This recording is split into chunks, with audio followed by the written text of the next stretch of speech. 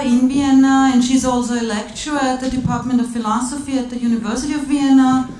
She's a psychoanalyst under supervision at the Wiener Arbeitskreis for Psychoanalysis. The focus of her publications and research is phenomenology, psychoanalysis, deconstruction, post-structuralism, and gender studies. And Elisabeth Schäfer also works as a philosopher. She's also a lecturer at the Department of Philosophy at the University of Vienna. And she, in addition, holds a postdoc position currently at the University of Applied Arts in Vienna, funded through the Austrian Science Fund for a project on artist philosophers. And she also has been involved and will be involved again in the Philosopher on Stage projects that some of you might know. Her publication and research emphasis is on deconstruction, feminist philosophy, écriture féminine, and corporeality. Okay. Thank you very much. Thank you very much, Gerda. So, we will continue speaking, which is not an easy task after what we just experienced right now, but so try to come back into the spoken words. And we have a lot of questions, but I want to tell you first that there is also the possibility for the audience afterwards, after this discussion, to also pose questions to all of us here, and in particular to Hélène Cixous, of course. So, in picking up what just happened, what we just experienced here on stage, I would like to ask you, Hélène, concerning écriture féminine as a practice of writing and thinking, which always cuts the edge of poetry and philosophy. What would you say philosophy and literature, philosophy and art, in a broader sense, are interrelated? Would you say philosophy needs art?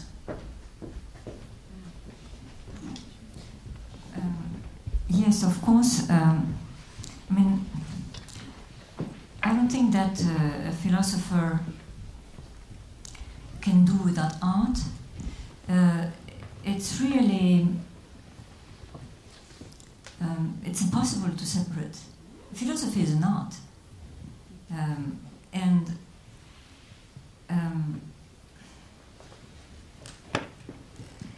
There are philosophers who have actually philosophized on being artists, like Nietzsche, of course. And I don't think that we can imagine a philosophy that reaches the heart if it's not an art. If you read, if we let ourselves be enchanted by Plato, if we don't resist its charm, then we are carried away in a kind of drama of extraordinary theater of thinking, and that's simply a staging of voices, of different voices. But I think that the nobility of philosophy is reached when philosophy can sing, can laugh, can create, and also can self-portrait itself. Can be the painter of the uncertain and undecided painter of its own thought.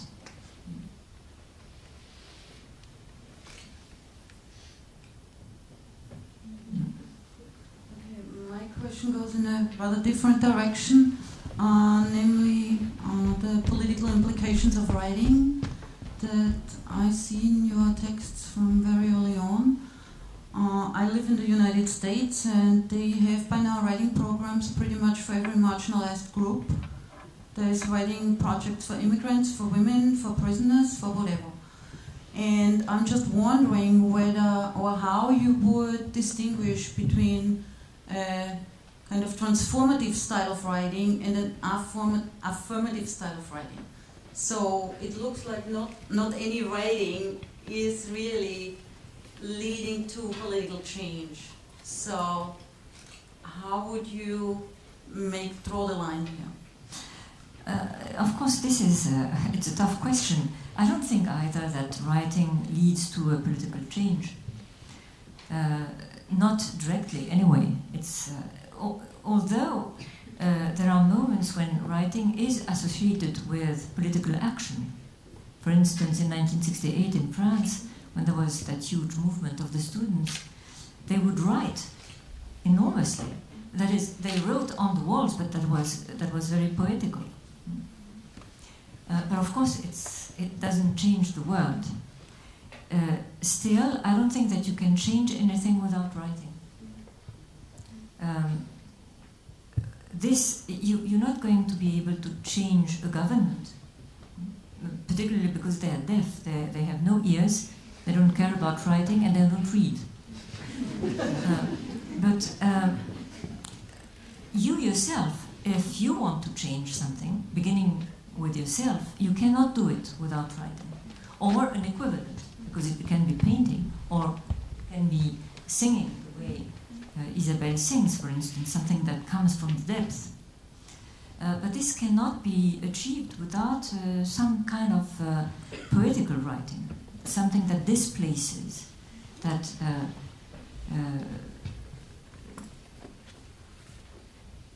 storms yourself. So, as I say, it's indirect, but it's absolutely necessary. Of course, it means poetical writing. Then, I don't want to despise or spit on the apprenticeship of mere handwriting, which, or what you pointed at as the writing you transmit to prisoners or undocumented people, etc., etc. It's a tool. It's the first tool. They need it. They need it. That will help them grasp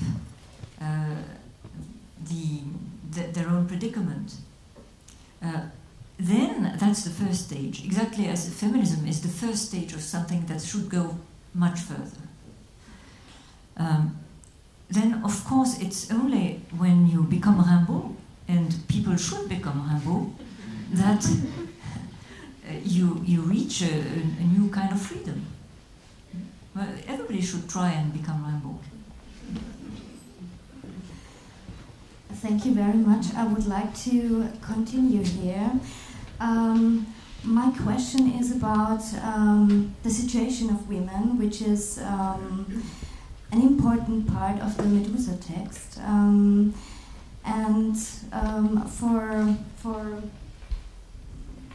Within feminist theory and gender studies, the concept of sexual difference was very important, and now it seems that this concept disappeared in the recent years.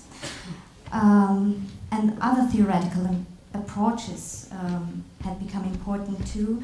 For example, queer theory. And I would like to ask you how you think these two concepts could be brought together, and what can we do with the thinking of sexual difference today? First of all, pluralize it. That is, put it into plural. And speak about sexual differences. And that is queer. When beginning to speak about difference, in a time when, for instance, Derrida opened the field of deconstruction,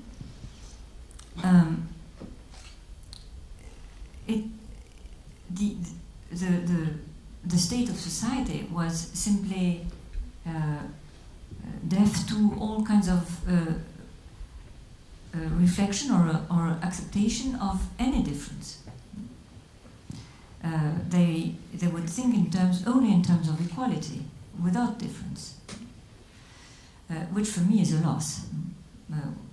One should cultivate differences always. And when I say sexual differences, it's simply to point that, of course, a sexual difference is not one. It's a sexual difference with an A. It's a movement. I've always said that it's something that sexual difference happens and passes. In French, la déesse passe. La déesse passe. The différence sexuelle passes. It passes, that is, it happens and goes and vanishes. It's not permanent, it's not settled, it's not a settlement. It happens. And la déesse means in French the goddess. It's very elusive, and you cannot think queerness without thinking in terms of differences, of the movement of differences, or the movement of difference. The moment it moves, it's several.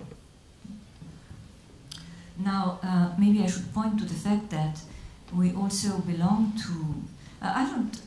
I don't see